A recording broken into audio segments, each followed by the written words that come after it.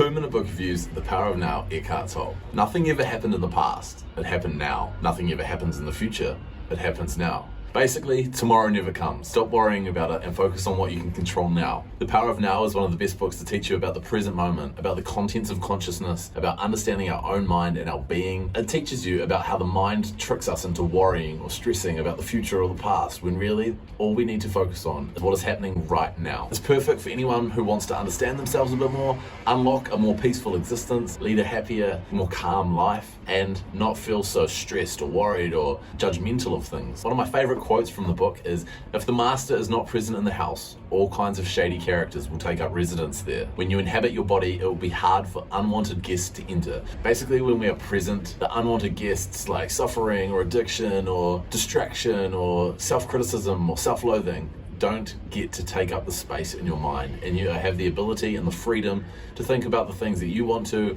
or just to experience life as it comes to you. Eckhart Tolle says that in the now, problems don't exist, which can be a radical thing to hear because everyone's life feels like they have problems, right? We suffer through our day, or we suffer through months or years of hardship dominated by our minds. And he says that this is because in most people's normal state, we are run by the egoic mind. The problem solver, the hard worker, the warrior, the stressor, whatever identity in your mind takes shape as, that is who controls your existence. Now, thankfully, Eckhart teaches us how we can get out of that egoic mind and come into the present. So to enter the now, we need to come to our senses fully. We need to look around and observe what is going on around us, whether that's inside your room or staring out over an ocean. We need to listen to the sounds around us and also to the silence in between them without labeling them or judging them. Taste good foods and smell the aromas that are around us.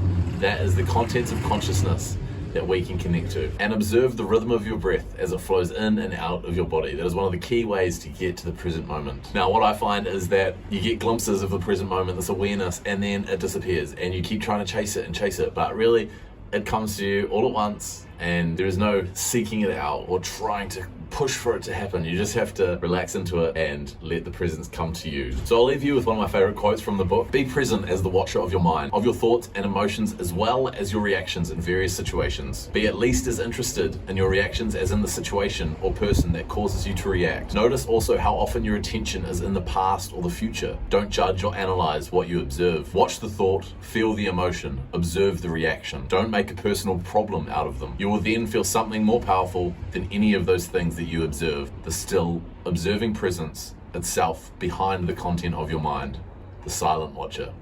Power of Now, Eckhart Tolle.